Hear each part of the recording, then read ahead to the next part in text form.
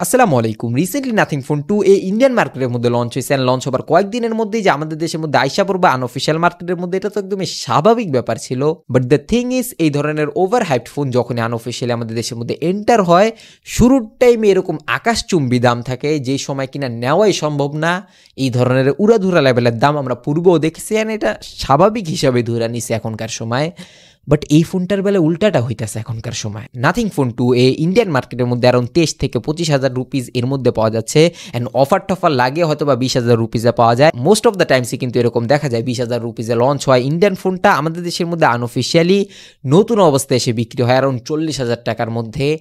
এই ধরনের জিনিস আমরা বহুবার অভ্যস্ত, বাট এই ফোনটার বেলায় কি হইতাছে, 34 থেকে 35,000 টাকার মধ্যে প্রায় সবগুলো ভেরিয়েন্টের ফোন পাওয়া যাচ্ছে নাথিং ফোন 2 এখনকার সময় এসে মাত্র এক সপ্তাহ হয়েছে যে এই ফোনটা এখনকার সময় মার্কেটের মধ্যে এন্টার হয়েছে আমাদের দেশের মধ্যে। আগামী সময় হয়তো বা প্রাইস আরও ড্রপ হবে, অ্যারাউন্ড 30,000 টাকার মধ্যে আমাদের গেস ছিল যে এই ফোনটা অ্যাভেলেবেল পাওয়া যাবে, এর নিচে পাওয়া যায় সম্ভব। বাট এই দামের মধ্যে অনেকেরই মনে হইতেছে যে এই ফোনটাকে নেওয়া তো কোনো খারাপ জিনিস না। ডায়মেনসিটি 7200 প্রসেসর রয়েছে নাথিংয়ের, এই ধরনের উড়াধুরা লেভেলের ডিজাইন, কোনো ধরনের মার্কেটিং করার জন্য তারা ক্যামেরা লাগায় নাই, তুখল লেভেলের ক্যামেরা, একদমই অ্যাপেল কোয়ালিটির ক্যামেরা প্রোভাইড করতেছে। এই বাজেট ক্যাটাগরির মধ্যে অন্য কেউ প্রোভাইড করতেছে না। কাইন্ড অফ নাথিংয়ের সিওর ভাষ্য মতে যে এখানে তারা একদমই জেনুইন সেন্সর ইউজ করছে। হ্যাঁ, এটা অ্যাপ্রিসিয়েট করার মতো। এখানে আলট্রাওয়াইড সেন্সরও 50 মেগাপিক্সেল অ্যান্ড সনির সেন্সর প্রাইমারি ক্যামেরার মধ্যে দেওয়া, ওটাও 50 মেগাপিক্সেলের। But the thing is, phone এখন পর্যন্ত অপটিমাইজ না। এই ফোনটা এখনকার সময় 34 কেন 30,000 টাকা দিয়েও কেনার মতো ফোন না। জাস্ট শুধুমাত্র কয়েক মাসের জন্য অপেক্ষা করুন যে অ্যাকচুয়ালি এই ফোনটা একটি স্টেবল প্রাইস পয়েন্টের মধ্যে আসুক অ্যান্ড ক্যামেরাটা আরেকটি স্টেবল হোক।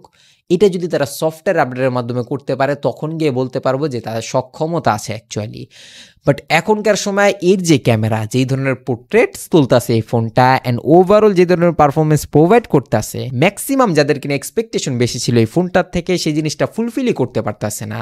বেসিক্যালি ডায়মেনসিটি 7200 এই প্রসেসর দিয়ে অনেকগুলো ফোন মার্কেটের মধ্যে অ্যাভেলেবেল রয়েছে, iQOO G7 Proটাও রয়েছে অ্যান্ড ওই ফোনগুলো যেই ধরনের গেমিং পারফরমেন্স প্রোভাইড করতেছে অ্যান্ড ওভারঅল যেই ধরনের অপটিমাইজ হয়ে ক্যামেরা পারফরমেন্স পাচ্ছে এখনকার সময়, এই জিনিসটা এই ফোনটা প্রোভাইড করতে পারতেছে না। নাথিং এত অল্প ফোন নিয়ে কাজ করার পরেও, বেসিক্যালি অল্প ফোন কেনই বা বলছে, এখানে শুধুমাত্র তারা 3টা ফোনই লঞ্চ করছে এখন পর্যন্ত। সেখানে প্রায় প্রত্যেকটা ফোনের ক্ষেত্রেই দেখতেছি ফোন লঞ্চ হওয়ার 1-2 মাস পর ইউজারদের কাছে ফোন হাতে আসার পর পরবর্তীতে সফটওয়্যারের আপডেটের মাধ্যমে তারা ক্যামেরা ঠিক করে, অপটিমাইজ করে, ফোনকে আরও স্মুথ করে। কেন ভাই, এটাকে আগে মনে ছিল না যখন কিনা ফোনটা মার্কেটের মধ্যে লঞ্চ হইব, এরও আগে কি পরিমাণ সময় থাকে অ্যাকচুয়ালি আপনাদের হাতে? কিন্তু মানুষদেরকে একটা বিভ্রান্ত করার চেষ্টা করে শুরুর টাইমে। এখনকার সময় এই ফোনটাকে কাউকে রেকমেন্ড করার মতো না অ্যাকচুয়ালি। ফোন নিঃসন্দেহে ভালো, আমি এরকম বলতেছি না যে এটা ওভার প্রাইসড ফোন কিংবা এটা ভালো ফোন হইব না।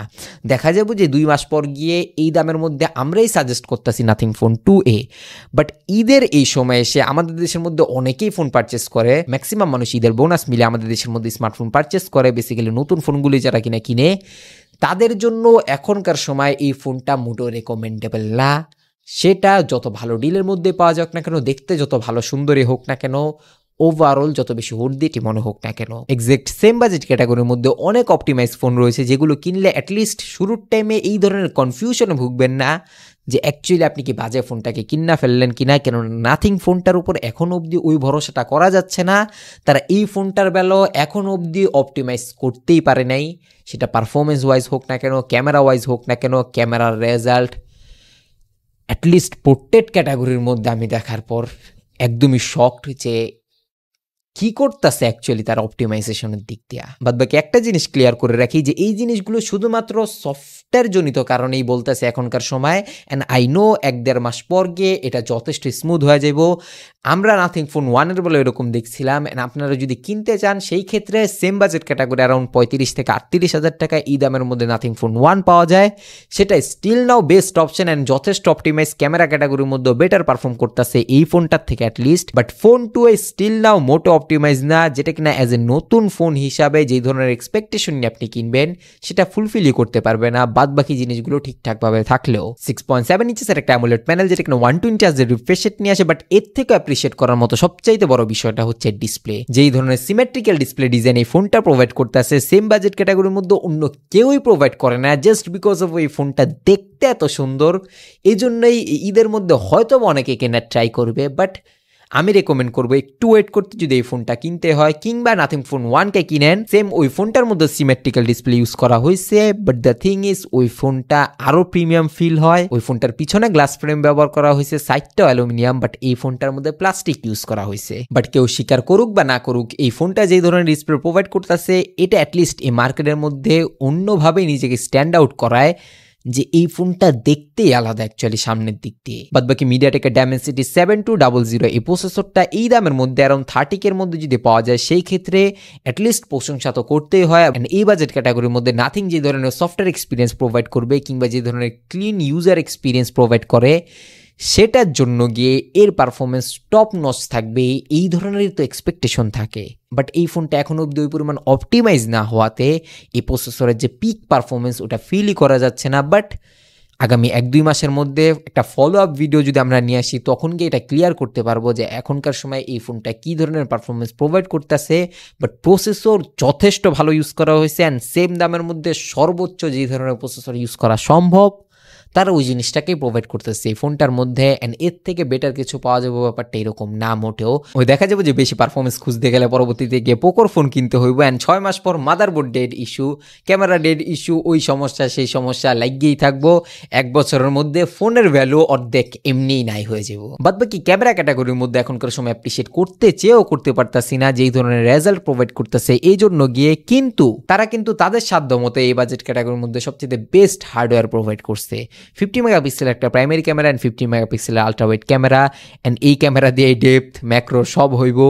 এই জন্যই তারা আর কোনো 2 মেগাপিক্সেলের ইউজলেস ক্যামেরা দেওয়া ভৈরা লাইনে যে এখানে কোয়াড ক্যামেরা কিংবা ট্রিপল ক্যামেরা সেট আপ থাকবো, মানে ফুটা বেশি দিলেই মাঝে মধ্যে মানুষ মনে করে যে ক্যামেরা বেশি এখানে। বাট যতক্ষণ না এই ফোনটা ভালো ক্যামেরা সাপোর্ট প্রোভাইড করতেছে, সেই অবধি এই ফোনটার ক্যামেরার কোনো কনক্লুশনে যাওয়া পসিবল না। আগামী 1-2 মাস পর অ্যাকচুয়ালি দেখা যাবে যে এই ফোনটার ক্যামেরা কতটুকুই বা বেঞ্চমার্ক সেট করতে পারলো। 30,000 টাকা বাজেট ক্যাটাগরির মধ্যে হয়তো বা স্যামসাং গ্যালাক্সি A34 দিয়ে এই ফোনটাকে খেয়ে ফেলবো অ্যারাউন্ড ক্যামেরা ক্যাটাগরির মধ্যে রেকমেন্ড করতে গেলেও। বাদ বাকি হার্ডওয়্যার পয়েন্ট অফ ভিউ থেকে 32 মেগাপিক্সেলের সেলফি ক্যামেরাটা যথেষ্ট কেপাবেল, অ্যান্ড 5000 মিলিঅ্যাম্পিয়ারের একটা ব্যাটারি থাকলেও এখানে বক্সের মধ্যে কোনো চার্জার নাই। 45 ওয়াটের ফাস্ট চার্জিং সাপোর্টেড রয়েছে, যা কিনা এই বাজেট ক্যাটাগরির মধ্যে বেশ বেমানান। আমি বলবো সেম বাজেট ক্যাটাগরির মধ্যে যদি ঈদের মধ্যে আপনার ফোন কিনতে হয়, কিংবা নাথিংয়ের ফোনই কিনবেন এই ধরনের নিয়তে থাকেন, সেই ক্ষেত্রে নাথিং ফোন 1কে পারচেস করেন। বাট সেম দামের মধ্যে আমি নিজে ফোন কিনলে অন্য কোনো ফোন পারচেস করতাম। যদি আমি বেশি গেম খেলতাম, সেই ক্ষেত্রে গিয়ে iQOO G7 Pro এই ফোনটাকে পারচেস করতাম, না হয় মোটোরোলা মোটো H40 নিও। এই দুইটার যে কোনো একটা ফোন যেটা ভালো লাগতো ভাই ওটাকেই পারচেস করতাম। অ্যান্ড আমিও আপনাকে বলবো এই দুইটার যে কোনো একটাকে পারচেস করতে যদি ঈদের মধ্যে ফোন কিনতে হয়। বাট নাথিং ফোন 2A ঈদের আগে যত ভালো ডিলের মধ্যে পাওয়া যাক না কেন, কিংবা যে যাই বলুক যে এই ফোনটা এখনকার সময় এই দামের মধ্যে এইরকম সেরা বা ওই রকম সেরা, এই ফোনটা মোটো অপটিমাইজ না এখন অবধি। এটা মাথায় রেখে যদি আপনি কিনতে চান, সেই ক্ষেত্রে কিনতে পারেন, আপনার টাকা আপনার সব। বাদবাকি এটা এখনকার সময় রেকমেন্ড করার মতন অ্যাটলিস্ট আমার ভাষ্য মতে। বাদবাকি নিচে কমেন্ট বক্সে আপনাদের এক্সপিরিয়েন্স জানাবেন রিসেন্ট টাইমসের মধ্যে নাথিংয়ের ফোন যারা কিনা পারচেস করছেন, নাথিং ফোন 1 হোক না কেন কিংবা 2। নিচে সাবস্ক্রাইব বাটন যদি সাদা থাকে অ্যাজ এ রিকোয়েস্ট ক্লিকে কালো করে বেল আইকনটাকে অল করে দিন। I'll catch you guys in the next video. আল্লাহ হাফেজ।